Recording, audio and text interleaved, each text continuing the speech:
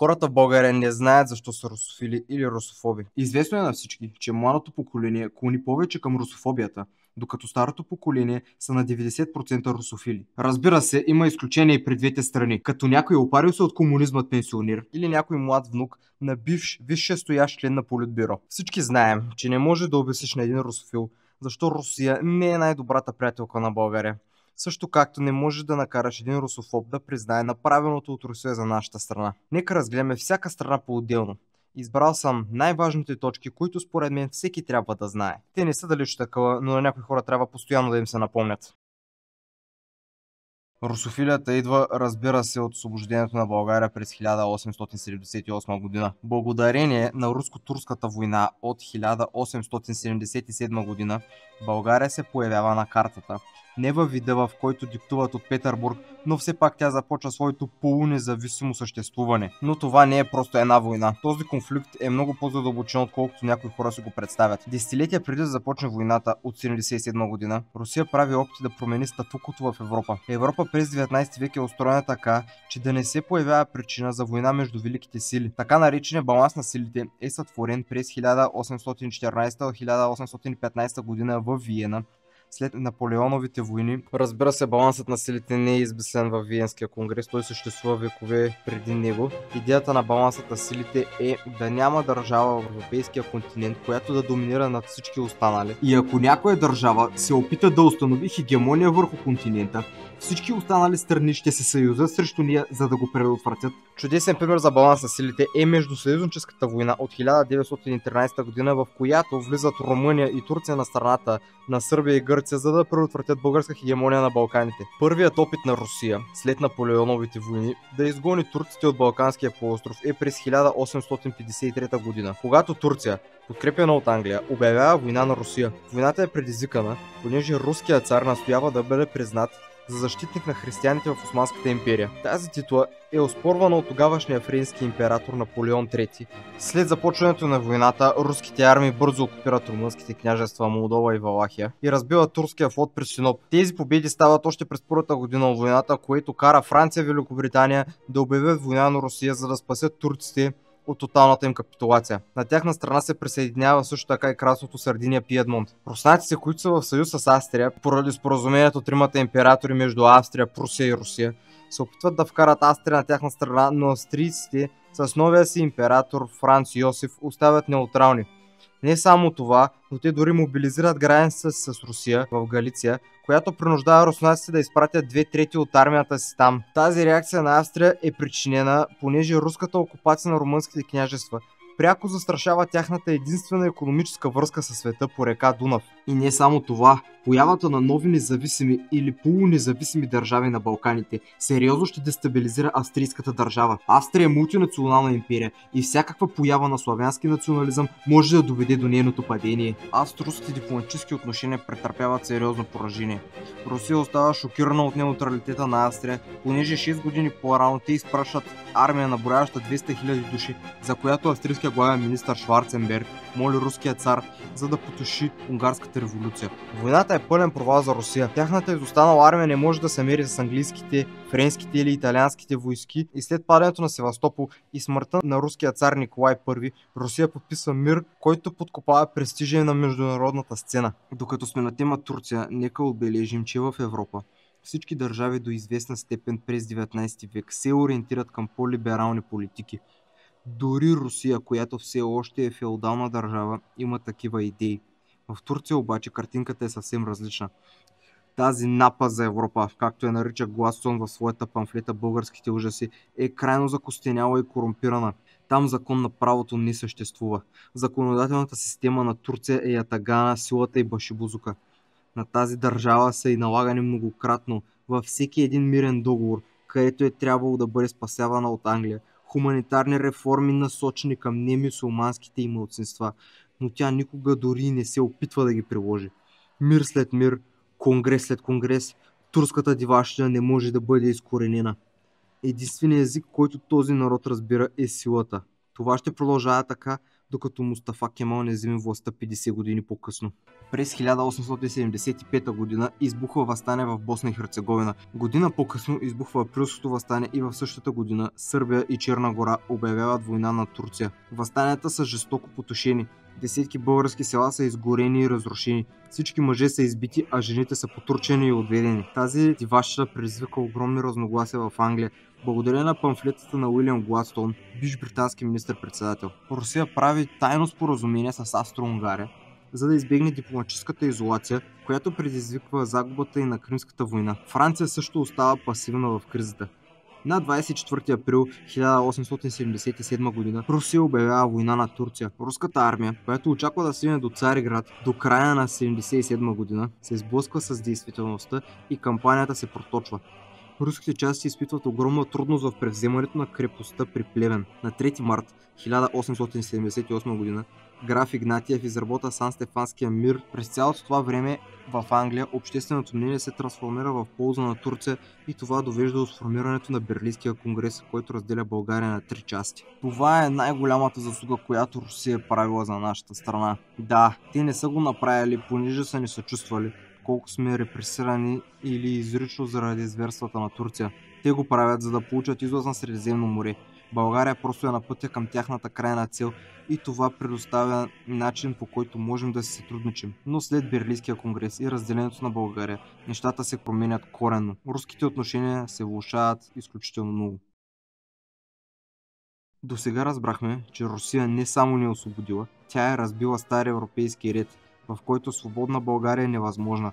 Статуквото от Виенския конгрес е лека по лека разрушавано, като започнем от революциите през 1848 година до обединението на Германия и разпадането на Османската империя. Русия не е единственият архитект на този нов ред, но тя е един от двамата големи катализатори за промяната. Сега нека обърнем внимание на другата страна.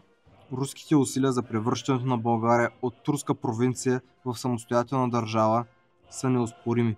Тук обаче трябва да се обърне внимание на действията на така наречената ни братска Русия след Сан-Стефанския мирен договор. Руско-турската война от 1877 година приключва с сключването на Сан-Стефанското примирие на 3 март 1978. То е диктувано от посланника на Русия в Цариград граф Игнатиев. Панславист по идеология, той ревностно се стреми към целите си за единна славянска държава, или поне всички славянски държави да са под чадъра на Русия. Сан-Стефанския мирен договор гласи, че България ще се простира от Добруджа до Охрид и от Вилин до Източна Тракия. Също така руски военни части ще окупират държавата за срок от 2 години, след което ще се изтеглят. През тези 2 години цялата администрация, образователна система, армия и други държавни институции ще бъдат изградени по руски образ с руски или руско ориентирани чиновници. Нека ви го кажа на по-разбираем език. Държавата ни след тези 2 години ще се управлява от де-факто руски сателити. След този освободителен договор, ние ще сме свободни от турските си господари и едновременно ще приветстваме новите си руски такива. След Берлинския конгрес, който е следствие на Сан-Стефанския мирен договор, е избран за княз на България Александър Батенберг. Той е племенник на тогавашния руски цар Александър II. Батенберг започва да развива политиката на България, така че тя да се отдалечи от руското влияние и да следва свои собствени цели. Той иска България да бъде независима от Русия. С тази със своя политика той си набавя гнева на наследникът на Александър II, Александър III. Тази вражда се проличава най-много през 1885 година, когато е обявено съединението на княжество България с Източна Румелия. Това е най-голямата външнополитическа победа на държавата ни в модерната ни история. Това обединение се противопоставя пряко на Берлинския конгрес, който цели да запази статуквото на Балканите. Русия от боец за разбиването на статуквото преди 10 години вече се е превърнала в най-ревностния му защитник. Тя, Русия, заедно с Австро-Унгария, се противопоставя на България, но на наша страна застава Англия, най-могъщата от великите сили на 19 век. Разбира се, Англия не го прави, защото милее за нашите сънародници. Тя го прави, за да изкара България от руската сфера, в която Александър се мъчи да я вкара. Тук е важно да отбележим, че в правителството на България членуват много руски офицери. Сърбите, подкрепени от австрийците и руснаците, обявяват война на България през 1885 година, но биват разбити. Руският цар заплашва България, че ако армията й влезе в сръбски територии, той ще се намеси, което довежда до мир, в който България не е обезщетена за атаката, която сърбите нанасят, без никакви основания.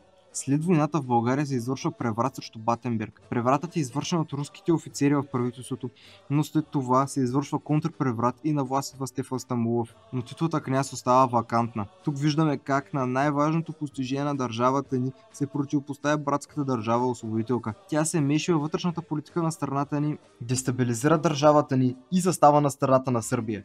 Действие, което ще бъде повтаряно и повтаряно до 1944 година.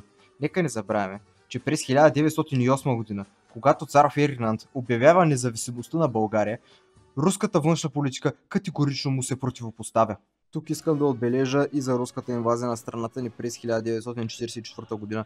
България тогава не е във война с Русия, нито изпраща военни помощи на източния фронт. България е единствената държава от съюза на Хитлер, която не скъсва дипломатическите си отношения с Русия. Тази инвазия води до установяването на комунистическа диктатура и до загубата на българската политическа независимост. Диктаторът, който застава на власт, е Георги Димитров, който подпомаган от Съветския съюз извършва най-голямата държавна измяна в историята ни. Съветския съюз не само нахлува в териториите ни, не само установяват насилствена комунистическа диктатура, но и взема златния резерв на страната ни. Исторически факт е, че златният резерв намалява драстично след 1944 година. Част от него е ползвана за плащане на репарации на Гърция и Югославия след войната, а останалата част е изчезнала безследно. Дойде ред и на най-важното според мен, а именно македонския въпрос. След Берлинския конгрес, Русия винаги се е противопоставила на българското национално обединение. Тя винаги е заставала на страната на Сърбия по въпроса Македония, но най-голямото предателство от руска страна е след 1944 година. Сталин прави опит да създаде Балканска федерация, начело с Тито. За тази цел той кара българския министър-председател тогава, Георги Димитров, председател на БКП, да започне активна кампания за македонизацията на българските части от Македония. По повеля на Коминтерна, прокарана когато българските комунисти Коларов и Димитров са били начело, идвайки на власт, БКП записва населението в Пиринско като македонци, доставя му учители от Скопие, които да го ограмотят на новосъздадения му матерен език и се заема да оформи у него македонско национално съзнание, за да го подготви за присъединяването му към Република Македония в рамките на Титова Югославия. Скъпи другари от Тито, сред населението на българската част от Македония ще съдействаме за събуждане на македонското национално съзнание. За същата цел ние преименуваме нашата Горноджумайска областна партийна организация в Македонска. Англичаните протестират остро. Правителството на Негово Величество не признава правото на българското правителство да отстъпва който и да било дял от българската територия. На Кримската среща Съединените щати подкрепят Англия и Москва е принудена да заяви, че въпросът не е актуален сега. Но на тайна среща Сталин поощрява Тито и Димитров да работят за федерация и за отделянето на Пиринския край от България.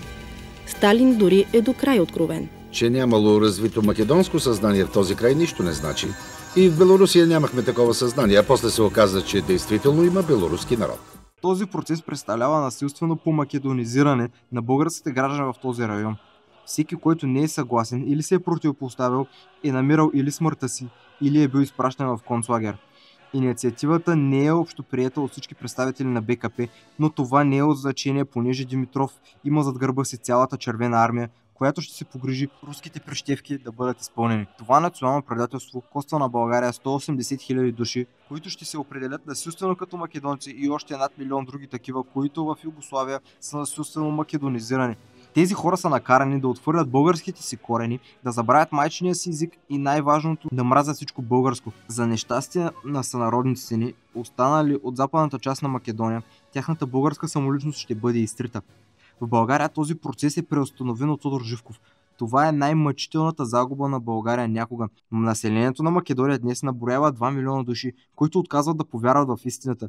Но човек не може да ги вини, след като цялата югославска администрация в областта, покровителствана от Русия, е била насочена да се изтрие от съзнанието им истинската им народност. Важно е да отбележим, че сърбите още от времето на Балканските войни провеждат антибългарска политика в този регион. Съветските цели просто се препокриват с техните.